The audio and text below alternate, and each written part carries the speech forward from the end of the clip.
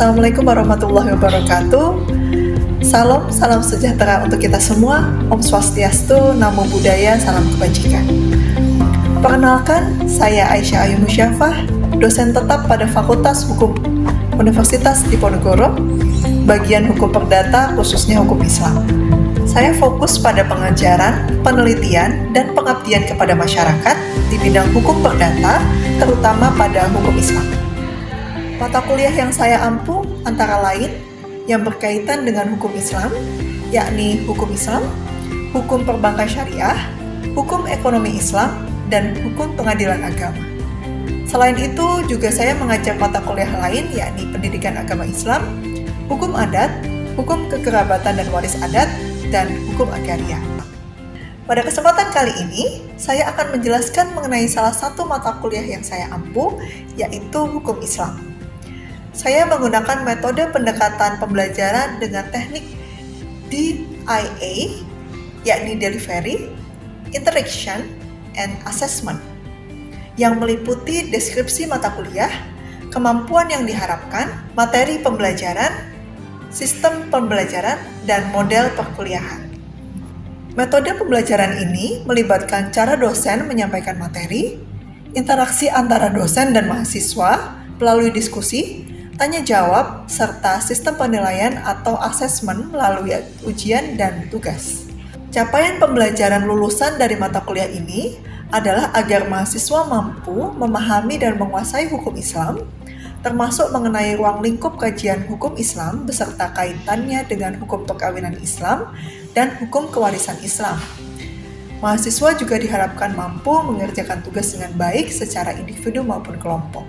Beberapa capaian pembelajaran mata kuliah ini antara lain: yang pertama, mampu menjelaskan mengenai ruang lingkup kajian hukum Islam beserta kaitannya dengan hukum perkawinan Islam dan hukum kewarisan Islam.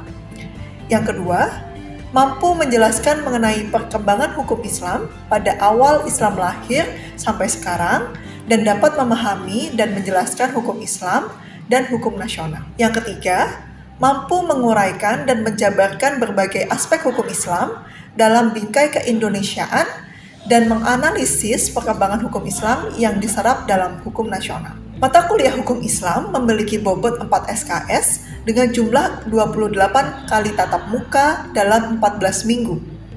Mata kuliah ini hadir sebagai mata kuliah wajib bagi mahasiswa S1 Ilmu Hukum di semester 3.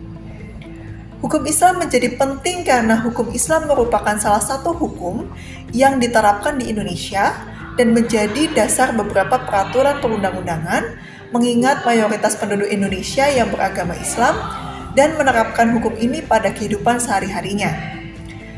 Dengan banyaknya masyarakat di Indonesia yang menggunakannya, maka sebagai lulusan Fakultas Hukum, sangat penting bagi mahasiswa memahami hukum Islam. Dalam 28 kali tatap muka, saya membagi pembelajaran menjadi beberapa topik, seperti pengertian dan tujuan hukum Islam, teori-teori berlakunya hukum Islam, karakteristik dan ruang lingkup hukum Islam, kedudukan hukum Islam dalam kerangka agama Islam, perbedaan syariah dan fikih, serta norma hukum Islam, hubungan hukum Islam dengan hukum adat dan hukum barat, istihad, sejarah hukum Islam, hukum ekonomi Islam, penegakan hukum Islam, perkawinan dalam hukum Islam, dan kewarisan dalam hukum Islam. Dalam menyampaikan materi, saya menggunakan presentasi dengan bantuan PowerPoint yang berisi materi hukum Islam yang sudah saya siapkan sebelumnya.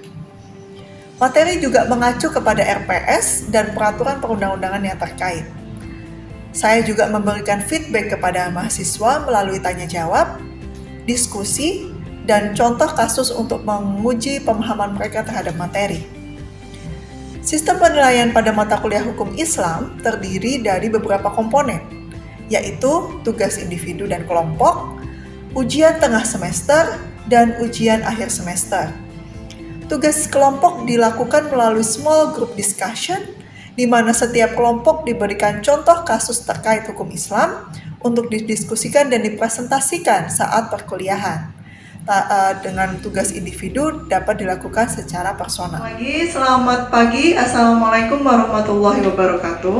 Waalaikumsalam warahmatullahi wabarakatuh. Hari ini kita akan membahas mengenai sumber-sumber hukum di dalam hukum Islam. Untuk materi ini diharapkan nanti mahasiswa bisa memahami tentang sumber-sumber di dalam hukum Islam itu apa saja. Jadi nanti Anda bisa memahami tentang Al-Quran, hadis, dan juga Ar-Royu ya. Nah, ini adalah sumber-sumber hukum di dalam hukum Islam yang sebetulnya pernah saya singgung di pertemuan sebelumnya ya, masih ingat ya? Saya sebelum masuk ke pengertian masing-masing dan pengertian lebih jauh kepada al-sunnah atau al-hadis, saya mau melempar dulu pertanyaan untuk pemanasan nih. Nah, di sini sudah disebutkan ya sumber-sumber hukum Islam ada 3. Nah, silahkan yang mau menjawab apa sih yang dimaksud dengan Al-Quran?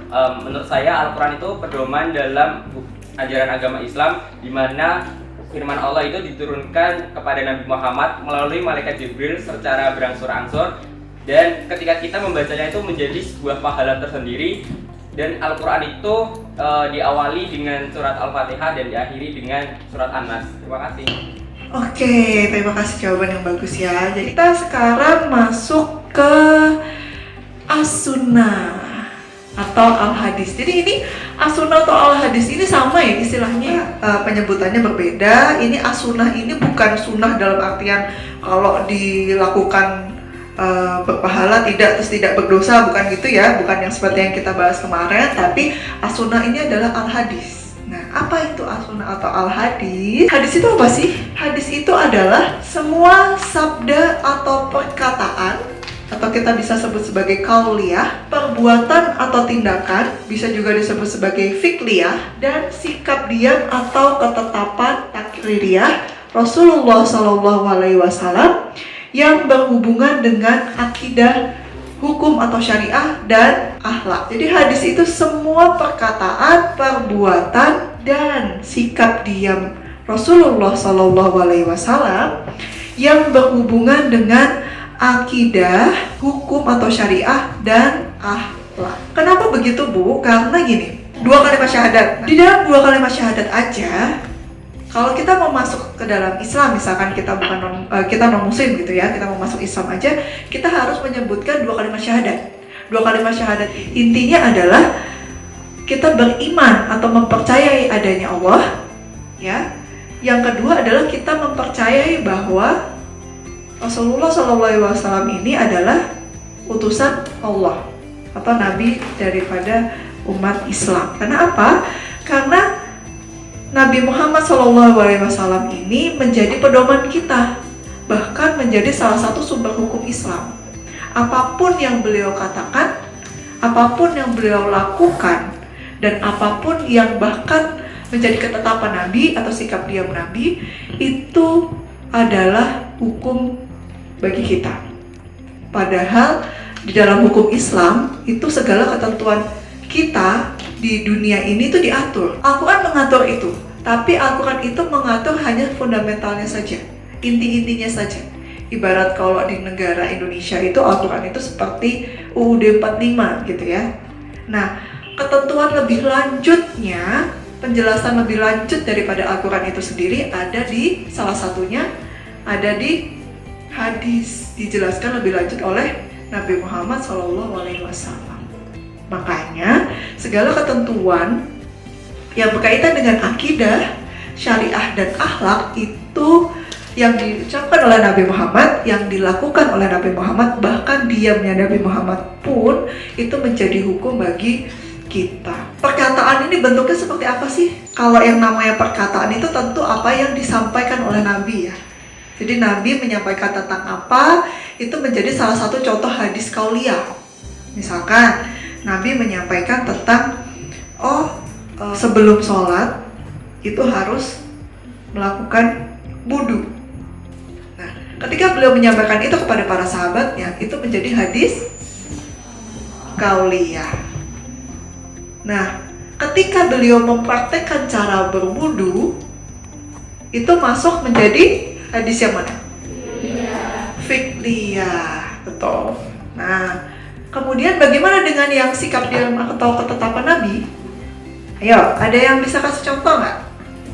Yang fi'liyah, yang takririyah, sikap diam Nabi. Ada yang bisa kasih contoh?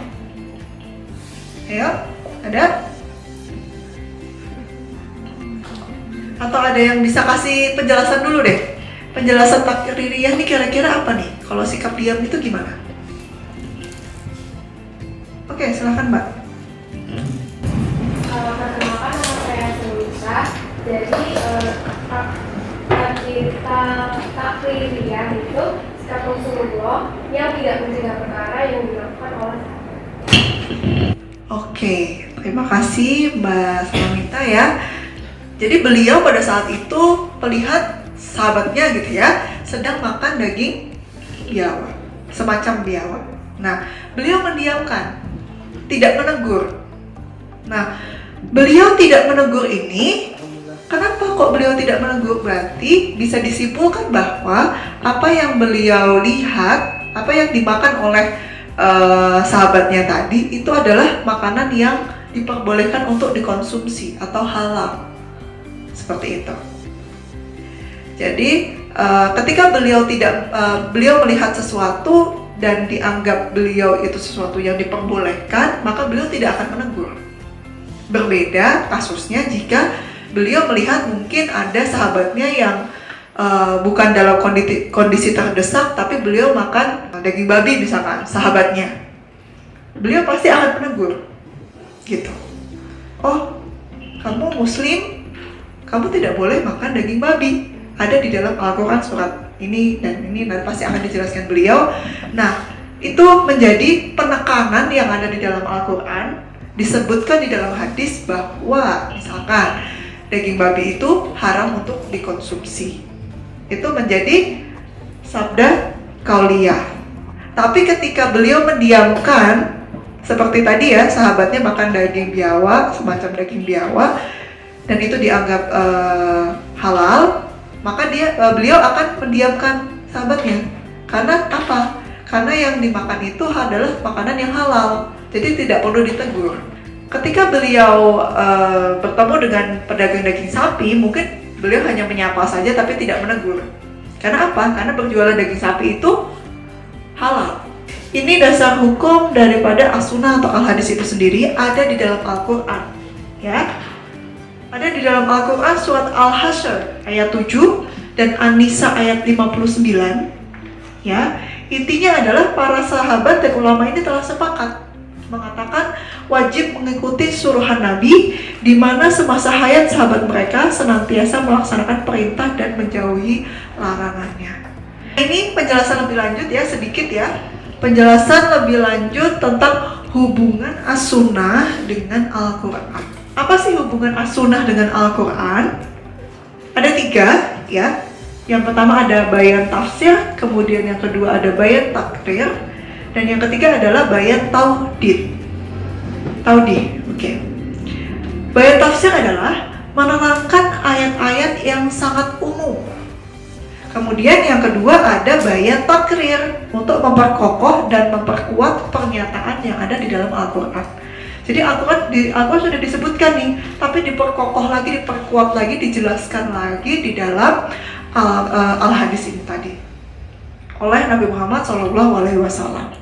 Kemudian yang ketiga ada bayan taudih, yaitu menerangkan maksud dan tujuan ayat yang ada di dalam Al-Quran. Jadi ada ayat-ayat yang ada di dalam Al-Quran ini yang mungkin perlu penjelasan lebih lanjut. Maksudnya unsur-unsur hadis itu ada 2.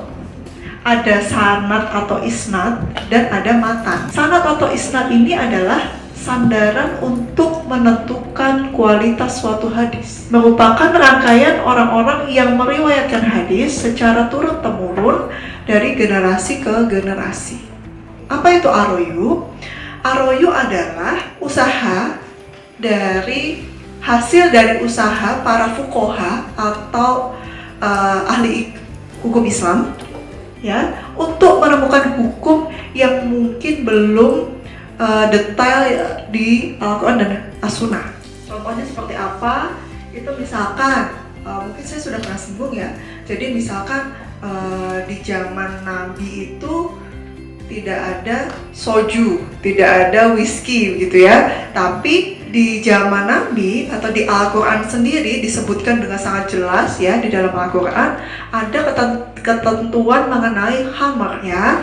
Khamar itu apa? Khamar itu minuman beralkohol yang memabukkan pada zaman itu. Nah, kira-kira pada saat itu hukumnya apa nih buat khamar? Nah, di dalam Al-Quran itu disebutkan segala hal yang memabukkan itu tidak diperbolehkan atau bisa dikatakan haram gitu ya, dikonsumsi oleh umat Islam. Nah, kemudian untuk menjawab apakah soju atau whisky atau wine yang adanya itu sekarang dan dulu tuh belum ada, itu apakah diperbolehkan? Hukumnya haramkah atau halalkah?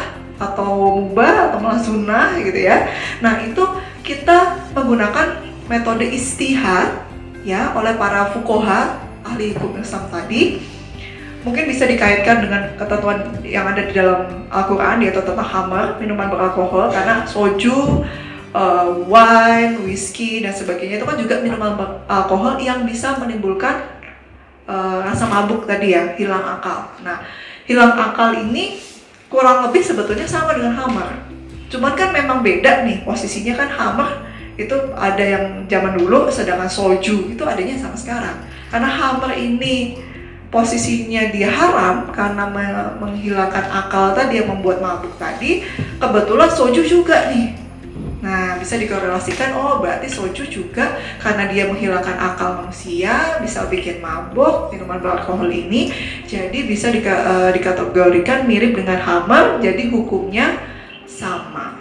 Di sini ada gambar lingkaran, ada lingkaran coklat berwarna muda, kemudian ada lingkaran coklat berwarna lebih gelap, dan yang paling gelap. Ya, di sini ada keterangannya, yang paling kecil ini ada Al-Quran, yang di tengah itu Al-Hadis, dan yang paling luar adalah Ar-Royu.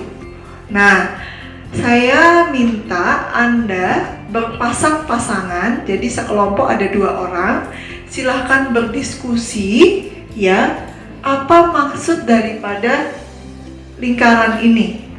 Silahkan berdiskusi, saya beri waktu 5 menit. Cukup ya? 5 menit silahkan berdiskusi, berpasang-pasangan. Silahkan sama yang di sebelahnya aja atau di belakangnya boleh. Nanti dalam waktu kurang lebih 5 menit lah, setelah itu nanti silahkan yang berkenan maju ke depan untuk menjelaskan apa sih maksud ini berdua. Nah, nanti saya kasih poin dua-duanya. Gitu ya. Oke, mulai dari sekarang jam 8.20 sampai 8.25 silakan berdiskusi.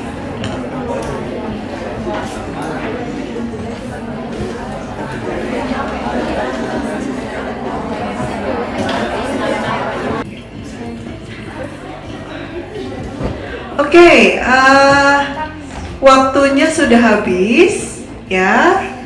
Kita akan masuk sesi presentasi nih. Oke. Nah, dari gambar ini yang kira-kira kelompok mana yang mau mempresentasikan? Waduh, banyak ya. Oke, kita ke Mas yang di tengah, silakan. Oke, maju ke depan berdua. Silakan. Baik, terima kasih. Perkenalkan, nama saya Nasir Tangguh Pratama. Perkenalkan, nama saya Betari Adinisia Ningrum. Saya kali ini mau membicarakan tentang gambar ini. Jadi gambar ini tuh bisa dikatakan sebagai tingkatan dari sumber-sumber hukum Islam sendiri. Nah, Al-Quran itu kenapa di tengah? Menurut saya, Al-Quran itu di tengah dikarenakan menjadi sumber dasar hukum Islam yang lain. Al-Quran itu sebagai sumber dasar hukum Islam yang lain dan juga sebagai sumber hukum Islam utama untuk sumber hukum Islam yang lainnya, begitu. Baik, akan saya lanjutkan ke penjelasan Al-Hadis dan Ar-Royu. Seperti yang sudah dijabarkan oleh Bu Aisyah tadi, kalau Al-Hadis dan Ar-Royu ini merupakan penjelasan atau penjabaran dari hukum dasar yang ada di Al-Quran. Jadi kalau di Al-Quran itu kan masih berbentuk sangat dasar ya, dan dilanjutkan dengan penjelasan yang ada di Al-Hadis dan Ar-Royu. Jadi kesimpulannya adalah Al-Hadis dan Ar-Royu itu merupakan kesimpulan atau penjelasan dari hukum Islam yang masih dasar yang tercantum dalam Al-Quran. Terima kasih Bu. Assalamualaikum warahmatullahi wabarakatuh. Perkenalkan, nama saya Dina Syaning Pertiwi dan rekan saya Riana Nur Aini. Di sini saya akan menjelaskan kenapa sih Al-Quran itu apa sih? Al-Quran itu inti. Jadi Al-Quran itu masih murni gitu dari yang diturunkan oleh Allah ke Rasulullah itu masih murni, jadinya belum terlalu rinci. Nah, dirinci lagi oleh Al-Hadis. Selanjutnya ada Ar-Royu. Jadi Ar-Royu itu kesepakatan dari para ahli agama mengenai hukum Islam yang mengikuti perkembangan zaman dan tetap mengikuti acuan dari Al-Hadis dan Al-Quran. Jadi sesuai diskusi kita, jadi kita ini melihat ini nih kayak diagram Venn yang ada di pelajaran matematika itu loh teman-teman. Jadi Al-Quran di dalam ini yang sudah dijelaskan tadi masih murni. Terus yang di luarnya ini kan ada Al-Hadis dan Ar-Royu. Al-Hadis dan Ar-Royu ini mencakup penjelasan-penjelasan dari Al-Quran. Jadi kenapa Al-Quran di dalam, terus Al-Hadis di luar, Ar-Royu di luarnya, jadi Al-Hadis dan Ar-Royu mencakup Al-Quran. Jadi intinya gitu. Terima kasih. Oke, terima kasih atas penjelasannya. Semuanya sudah cukup baik. Ada beberapa yang memang ada kata-kata yang kurang tepat, tapi ada yang sudah baik. Jadi saya ulangi penjelasannya ya untuk bisa lebih jelas buat kalian. Jadi kenapa sih kok Al-Quran ada di tengah? Kemudian hadis ada di lingkaran lebih luarnya dan Ar-Royu yang paling luar. Karena seperti yang sudah saya jelaskan sebelumnya, Al-Quran itu menjadi fundamental, inti, sumber utama, gitu ya. Jadi apa yang diatur di dalam Al-Quran itu inti-intinya dan fundamentalnya. Jadi acuan pertama kita itu ada di dalam Al-Quran. Jadi Al-Quran ini yang pertama, gitu ya. Al-Quran ini yang jadi acuan pertama, fundamentalnya ada di sini, gitu. Nah, kemudian ada lingkaran lagi di luarnya adalah Al-Hadis. Al-Hadis itu menjelaskan lebih lanjut apa yang ada di dalam Al-Quran, gitu ya, dan melengkapi. Sebetulnya bukan berarti Al-Quran itu tidak lengkap. Al-Quran itu mencakup semuanya, cuman butuh penjelasan lebih lanjut. Karena ada ayat-ayat yang di dalam Al-Quran ini yang penjelasannya perlu penjelasan lebih lanjut. Dan mungkin pendetailan lebih lanjut oleh Nabi ya, Nabi Muhammad SAW ada di hadis. Jadi hadis jadi nomor 2, sumber hukum nomor 2 yang menjadi acuan kita. Nah, kemudian ada lingkaran paling luar. Ini ada Ar-Royu nih. Yang kenapa dia paling luar? Karena dia ini yang menjabarkan segala hal yang ada di dalam Al-Quran dan hadis. Dan menjelaskan lebih detail lagi, gitu. Tapi kenapa dia ini masuk, Al-Quran itu ada di dalam dan Ar-Royu dan hadis itu ada di luar? Karena apa? Hadis mencakup Al-Quran, Ar-Royu mencakup hadis dan Al-Quran. Yang bisa menciptakan Ar-Royu ini, yang bisa melakukan ijtihad itu bukan sembarang orang. Yang kita sebut fuqaha tadi, ahli hukum Islam itu memang betul-betul memahami isi Al-Quran dan Al-Hadis. Jadi Ar-Royu ini menjadi pedoman atau sumber hukum yang ketiga. Sampai di sini ada lagi yang mau ditanyakan? Silahkan, Mbak yang depan dulu.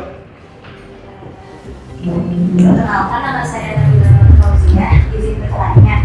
Kan sumber hukum Islam itu Al-Quran, Al-Hadis, dan Al-Qur'an. Sedangkan kita itu hidup di negara Indonesia yang sumber hukumnya berbeda. Apakah ada hal yang bisa menjembatani perbedaan antara sumber hukum Islam dan sumber hukum negara Indonesia? Oke, terima kasih pertanyaan yang bagus dari Mbak siapa tadi? Mbak Nabila. Oke. Nah, perlu Anda tahu, hukum Islam di Indonesia itu diakomodir ke dalam peraturan perundang-undangan. Ya. Yang pertama yang ada di fundamental itu ada di pasal 29 ayat 1 Undang-Undang Dasar 1945. Segala peraturan perundang-undangan di Indonesia tidak boleh bertentangan dengan ketentuan agama. Memang di Indonesia ini bukan negara muslim ya, makanya kita percaya ada 5 agama, di situ kita akomodir ya. Makanya pada intinya di pasal 29 ini tidak boleh bertentangan dengan ketentuan agama apapun, termasuk hukum Islam, gitu. Jadi dan kebetulan di Indonesia ini kan mayoritas penduduknya beragama Muslim. Itu juga menjadi salah satu alasan kenapa hukum Islam ini akhirnya diakomodir di dalam peraturan perundang-undangan di Indonesia. Banyak loh undang-undang ya di Indonesia yang menggunakan dasarnya adalah hukum Islam. Kalau mau dianggap sah sebuah perkawinan di Indonesia, itu harus memenuhi ketentuan agama. Kalau Anda beragama Islam, otomatis perkawinan Anda harus dilaksanakan berdasarkan hukum Islam. Jadi kalau misalkan nih ada yang tanya, Bu, kalau pernikahannya beda agama itu boleh nggak sih? Kalau kita mengacu kepada pasal 2 Undang-Undang Perkawinan tadi, yang seperti saya sampaikan, perkawinan itu baru bisa dianggap sah kalau mengikuti ketentuan agama. Nah, berarti kita kembalikan nih ketentuan agama Islam gimana? Hukum Islamnya. Boleh nggak perkawinan itu beda agama di hukum Islam? Di dalam hukum Islam, perkawinan beda agama itu tidak diperbolehkan. Ya, jadi bisa dikatakan bahwa ketika perkawinan itu kalau mau dianggap sah itu harus mengikuti ketentuan agama, sedangkan di dalam ketentuan agama itu tidak diperbolehkan melakukan pernikahan beda agama, maka pernikahan beda agama di Indonesia bisa dikatakan tidak boleh. Kalau kita tadi ya kembali mengacu kepada Undang-Undang Perkawinan, di pasal 2 disebutkan perkawinan itu bisa dianggap sah kalau mengikuti ketentuan agama. Kalau kita misalkan Anda beragama Muslim, otomatis Anda harus mengikuti ketentuan agama Islam, harus mengikuti ketentuan hukum Islam yang ada, begitu ya. Sampai di sini dulu untuk pertemuan kali ini. Kita akan lanjutkan pertemuan kita di minggu depan, ya. Silahkan dikerjakan tugasnya dan kita akan bahas minggu depan. Oke. Terima kasih atas kehadiran dan perhatiannya. Saya tutup. Wassalamualaikum warahmatullahi wabarakatuh. Waalaikumsalam warahmatullahi wabarakatuh. Ya, sekian yang bisa saya sampaikan mengenai sistem pembelajaran pada mata kuliah hukum Islam ini. Terima kasih atas perhatiannya. Salam sejahtera untuk kita semua. Om Swastiastu, Namo Buddhaya, salam kebajikan. Wassalamualaikum warahmatullahi wabarakatuh.